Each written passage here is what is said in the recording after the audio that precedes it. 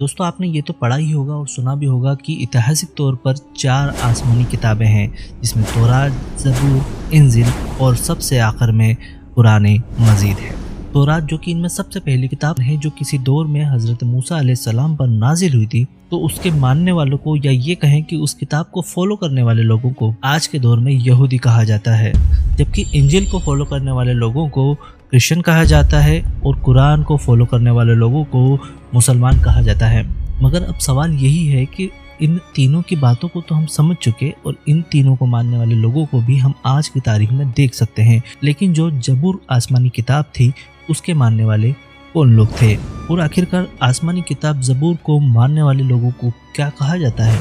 और ये लोग कहाँ रहते हैं। तो दोस्तों हमारे सभी सवालों के जवाबों को जानने से पहले हमें ये समझ लेना ज़रूरी है कि आखिर ज़बूर किताब कब, कहाँ और किस पर नाजिल हुई थी। तो दोस्तों ये बात है उस वक्त की कि जब बनी इसराइल कौम मिस्र के बादशाह की गुलाम हुआ करती थी। लगभग 400 साल की गुलामी से इन लोगों को आज़ाद करवाने के लिए इन लोगों के बीच में एक नबी और रसूल भेजे गए जिनका नाम हज़रत मूसा अलैहिस्सलाम था, और इन्हीं के ऊपर सबसे पहली आसमानी किताब को नाजिल किया गया जिसका नाम था तौरात। मूसा अलैहिस्सलाम ने इन लोगों को न सिर्फ फिरौन की कैद से आज़ाद करवाया बल्कि इन्हें एक बड़े समुद्र के बीचों बीच से निकाल करके फिलिस्तीन ले गए। इस पूरे वाक़े का जिक्र कुरान के अंदर भी मौजूद है और याद रहे कि ये वही सहराए सीना का इलाका है कि जो दरियाए नील और फिलिस्तीन के बीच में पड़ता है और आज के दौर में मिस्र मतलब कि इजिप्ट के कंट्रोल में आता है। इसी बड़े रेगिस्तान में तूर पहाड़ के ऊपर न सिर्फ मूसा अलैहिस्सलाम के ऊपर आसमानी किताब तौरात नाजिल हुई बल्कि इसके साथ साथ बनी इसराइल को जन्नत का वो खाना भी नसीब हुआ जिसे मनु सलवा कहा जाता है। हज़रत मूसा अलैहिस्सलाम का दौर लगभग ईसा अलैहिस्सलाम से 1500 साल पूर्व यानी कि 1500 ईसा पूर्व का माना जाता है और लगभग आज से 3500 साल पहले का माना जाता है। प्रोफेट मूसा अलैहिस्सलाम के दौर में तो नहीं, लेकिन उनके बाद हज़रत यूसा बिन नून के ज़माने में बनी इसराइल के लोग फ़िलिस्तीन को हासिल करने में कामयाब हो गए। उसके बाद कुछ और वक्त गुजरा और फिर यहाँ पर हज़रत दाऊद अलैहिस्सलाम की हुकूमत कायम हो गई।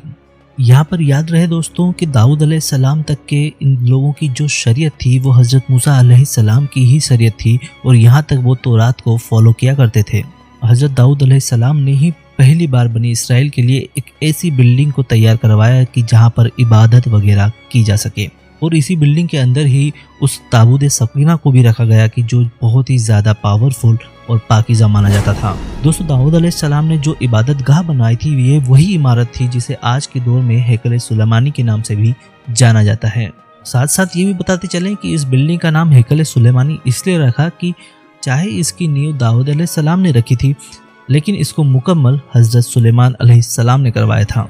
जो हज़रत दाऊद अलैहिस्सलाम के बेटे और इस हुकूमत के अगले बादशाह और अगले नबी भी थे। इसी निस्बत से इस बिल्डिंग का नाम हैकल सुलेमानी पड़ गया। साथ ही साथ ये भी याद रहे दोस्तों कि ये वही बिल्डिंग है जिसे आज के दौर के यहूदी लोग थर्ड टेम्पल के नाम से फिर से बनाने का ख्वाब देखते हैं, और हज़रत दाऊद अलैहिस्सलाम ही वो है कि जिनके ऊपर दूसरी आसमानी किताब यानी कि ज़बूर नाजिल हुई थी। अब दोस्तों यहाँ पर एक खास बात यह है कि जो ज़बूर किताब नाजिल हुई थी इसमें कोई नई शरीयत नहीं थी, इसमें सिर्फ और सिर्फ अल्लाह ताला की हम्द और शना बयान की गई थी, क्योंकि हज़रत दाऊद अलैहिस्सलाम एक ऐसे मशहूर पैगंबर हैं कि जिनको अल्लाह ताला ने कुछ अलग मौजूज़े दिए थे कि जैसे कि वो अपने हाथों से लोहे को नरम कर देते थे, साथ ही साथ उन्हें बहुत खूबसूरत आवाज़ भी दी गई थी। वो जिस खूबसूरत अंदाज में और खूबसूरत आवाज़ के साथ खुदा की हम्द और शना बयान किया करते थे, इस तरह से तारीख में ना तो पहले किसी ने की थी ना बाद में किसी ने की। ज़बूर किताब के नाजिल होने के बाद बाकायदा बनी इसराइल के लोगों को खुदा की हम्द और सना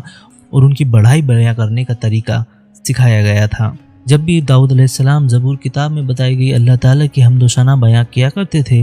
तमाम पहाड़, नदियाँ, झरने आपके साथ झूमने लगते थे। इंसान तो इंसान, परिंदे भी आपकी तिलावत को सुना करते थे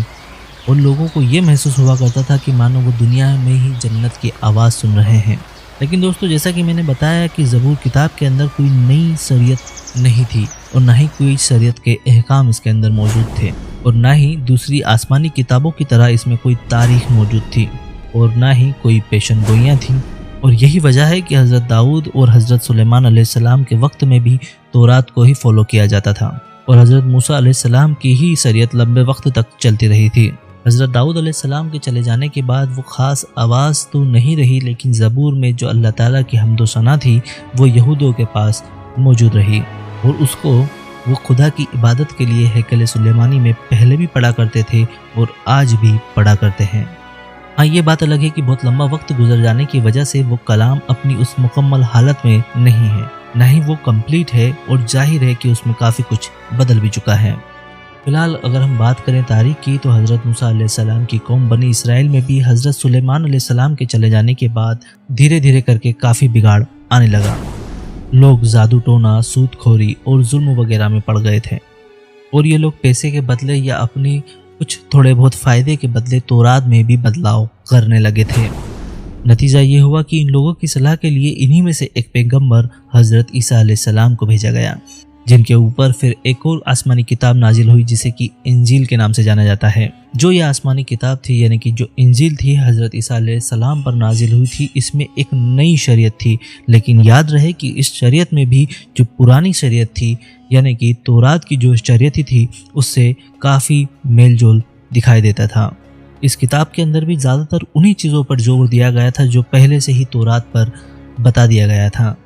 اور اس کے بعد آخر میں نبی اکرم محمد صلی اللہ علیہ وسلم کے اوپر آخری آسمانی کتاب یعنی کہ قرآن مجید نازل ہوئی۔ تو دوستوں، آج کی ویڈیو میں صرف اتنا ہی، ملتے ہیں اگلے ویڈیو میں، شکریہ۔